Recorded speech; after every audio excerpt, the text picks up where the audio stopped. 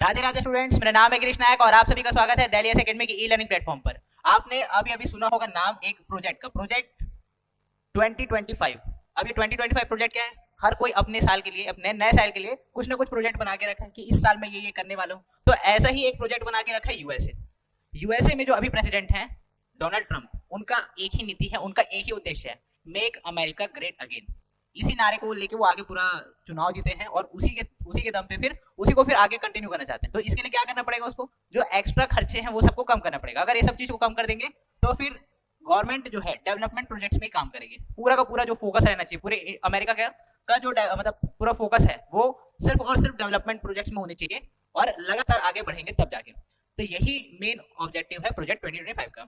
अब इसके जब इसका आउटलेट बन रहा था और अभी इसमें अलग अलग रिपोर्ट्स आती जा रही है, तो इनके अकॉर्डिंग जो हमारे पास ग्लोबल फाइनेंशियल इंस्टीट्यूशंस में हमारे पास जो वर्ल्ड बैंक और हमारे पास आईएमएफ है, इन दोनों से बाहर निकाल दिया जाए यूएसए को, ऐसा कहा गया है। अगर ग्लोबल फाइनेंशियल इंस्टीट्यूशन से मतलब में से अगर वर्ल्ड बैंक और आईएमएफ से बाहर अगर आ जाता है यूएसए, तो उसका हमारी पूरी की पूरी ग्लोबल इकोनॉमी पे क्या क्या इम्पैक्ट पड़ने वाला है, इन सब के बारे में चर्चा करेंगे इस वीडियो में।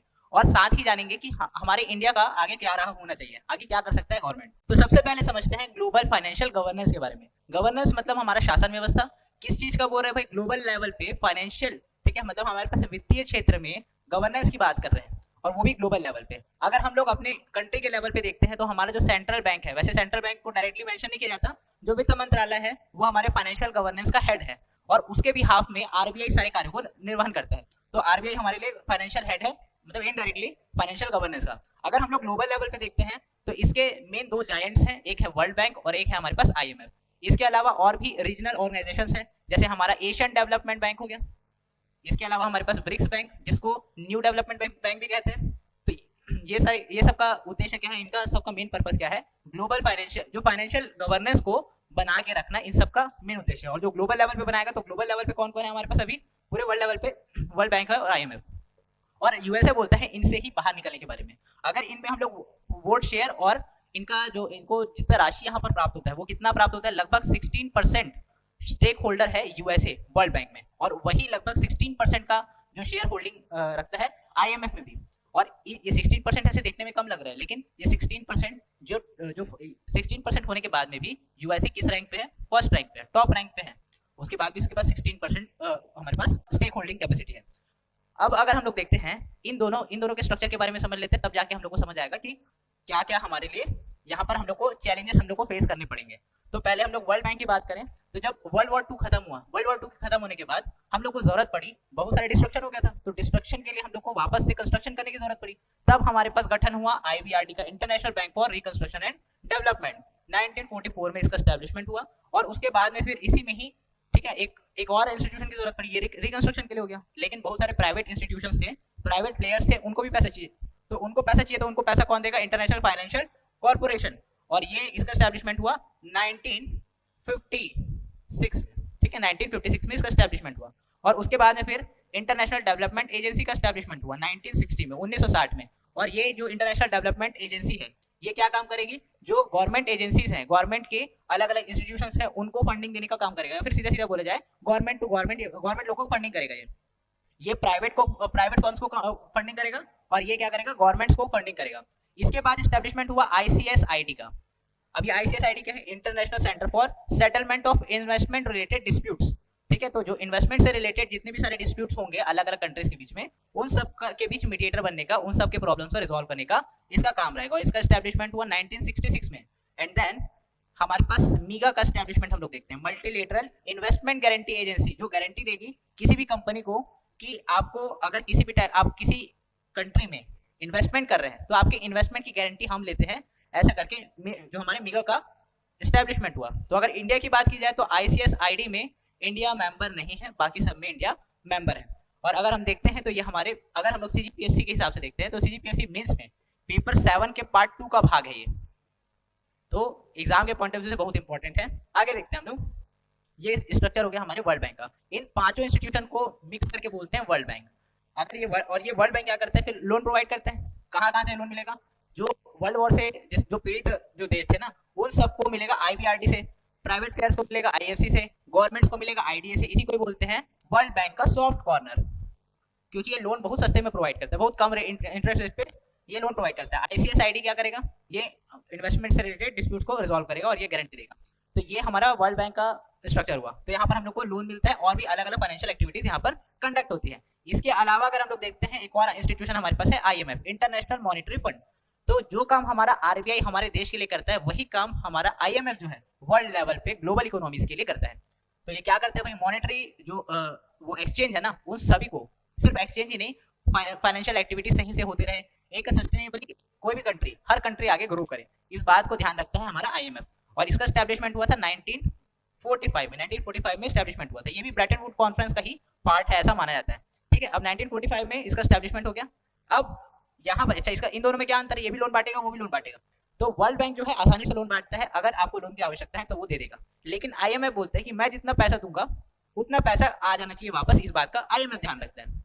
तो वो अलग अलग कंडीशंस डाल देता है, अगर मुझसे लोन लेना है तो ये सारे कंडीशंस को फॉलो करना पड़ेगा, ऐसे अलग अलग कंडीशंस के साथ ये बोलता है। तो ये डांट के पढ़ाने वाला टीचर है और वो चुपचाप पढ़ाने वाला टीचर है, ये दोनों में ये डिफरेंस है। और दोनों में ही 16% के लगभग जो स्टेक होल्डिंग करता है यूएसए, दोनों में से अगर बाहर निकल जाएगा तो इन सबको फंडिंग कौन देगा, इन सब इंस्टीट्यूशंस में वर्कर्स काम कर रहे हैं, उन सबको पैसा मिल रहा है, उनको सैलरी मिल रहा है। तो सारा का सारा जो पूरा का पूरा सिस्टम है, पूरा का पूरा सिस्टम ठप हो जाएगा। अगर यहाँ पर सिस्टम, अगर यहाँ सिस्टम में अगर प्रॉब्लम आया, लोन अगर हम लोग बोल रहे हैं वर्ल्ड बैंक प्रोवाइड कर रहा है और हम लोग को पता है कि 16% स्टेक होल्डिंग किसके पास है, यूएसए के पास, तो यूएसए से फंडिंग होने वाला 16%, जो वर्ल्ड बैंक जितना भी पैसा प्रोवाइड कर रहा है उसमें से 16% भाग किसका है, यूएसए का है। ये सीधे तौर पे हम लोग समझ सकते हैं। तो पूरा का पूरा पैसा वहां पर कम हो जाएगा। अगर सिंपल से एग्जांपल से समझें, अगर हमारे पास पहले था 100 करोड़ तो हम लोग 100 करोड़ लोन बांट सकते थे, लेकिन क्योंकि हमारा 16% कम हो गया तो हमारे पास कितना हो गया, अब 84 करोड़ रुपीस बचा। तो अब हमारे पास लैंडिंग कैपेसिटी जो है वो क्या हो जाएगी, कम हो जाएगी। अगर लैंडिंग कैपेसिटी कम हो गई तो ग्लोबल लेवल पे जो डेवलपमेंट के प्रोजेक्ट चल रहे हैं उन सब में उसका इम्पैक्ट पड़ेगा। तो ये सारा का सारा हम लोग को इम्पैक्ट देखना पड़ेगा अगर यूएसए वर्ल्ड बैंक और आईएमएफ से बाहर आ गया तो मैं इसलिए बोल रहा हूँ क्योंकि अगर नहीं आया तो नहीं आएगा। अब यहाँ पर से बाहर नहीं आने के पीछे एक, या फिर दिखाने के जो पीछे जो रीजन है ना, वर्ल्ड बैंक और आईएमएफ से बाहर निकल रहा हूं मैं, ऐसा बोल रहा है अगर यूएसए, तो इसके पीछे दो कारण हो सकते हैं। या तो वो सच में बाहर निकलना चाहता है, या फिर वो दुनिया को बताना चाहता है कि देखो अगर मैं बाहर निकल गया तो कितनी इंस्टेबिलिटी छा जाएगी चारों ओर, हर जगह डेवलपमेंट के प्रोजेक्ट रुक जाएंगे जो हमारे द्वारा या फिर सीधे तौर पर बोला जाए वर्ल्ड बैंक या फिर आईएमएफ के द्वारा कंडक्ट किए जा रहे हैं। तो इसका पूरा इम्पैक्ट आपके ऊपर पड़ने वाला है, ये दिखाना चाहता है। और दिखाना चाहता है क्योंकि उसका मेन डायलॉग क्या है, मेक अमेरिका ग्रेट अगेन, यही तो शो करना चाहता है, तो वो शो करके दिखा देगा। तो अब इंडिया के लिए क्या प्रॉब्लम्स है, इंडिया के भी बहुत सारे प्रोजेक्ट्स वर्ल्ड बैंक और आईएमएफ के द्वारा फंडेड रहते हैं। यहाँ पर अगर हमारे पास प्रॉब्लम आई तो हमारे पास फिर ऑप्शन है, हमारे पास एक है हमारे पास एडीबी, ठीक है, एडीबी एशियन डेवलपमेंट बैंक। इसके अलावा हमारे पास ऑप्शन है ब्रिक्स बैंक।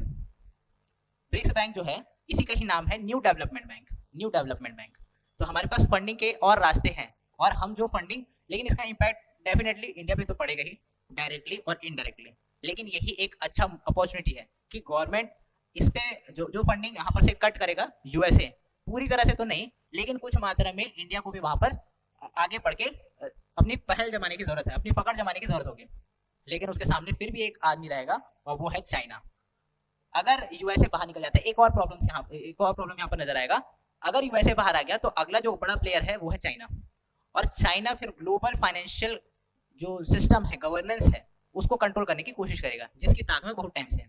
तो कि वो और पूरे के पूरे ग्लोबल लेवल पे ये एक बहुत बड़ा सरदर्द है, एक संकट भी है, इसलिए चाइना को काउंटर बैलेंस करने की जरूरत है। तो इस वीडियो में हमने जाना कि प्रोजेक्ट 2025 क्या है, यूएसए से रिलेटेड है। ध्यान रखेंगे ये क्वेश्चन सीधा भी आ सकता है। प्रोजेक्ट 2025 आपके घर से रिलेटेड नहीं है या फिर आपके अपने पर्सनल लाइफ से रिलेटेड नहीं है जो आप 2025 में करना चाहते हैं, ये यूएसए की नीति है, उसकी नीति से संबंधित है। इसके अलावा हम लोग क्या देखें, ग्लोबल फाइनेंशियल गवर्नेंस के बारे में देखें, वर्ल्ड बैंक और आईएमएफ के बारे में देखें, वो फंक्शन कैसे करते हैं, वो काम कैसे करता है, उसके कौन कौन से भाग हैं। हालांकि इसको मैं शॉर्ट में बता रहा हूँ, लेकिन लॉन्ग वे में और इसका अलग से वीडियो आया जाएगा और उसमें आप लोग को ज्यादा अच्छे से समझने में सहायता मिलेगी। तो इस वीडियो के लिए इतना ही, धन्यवाद।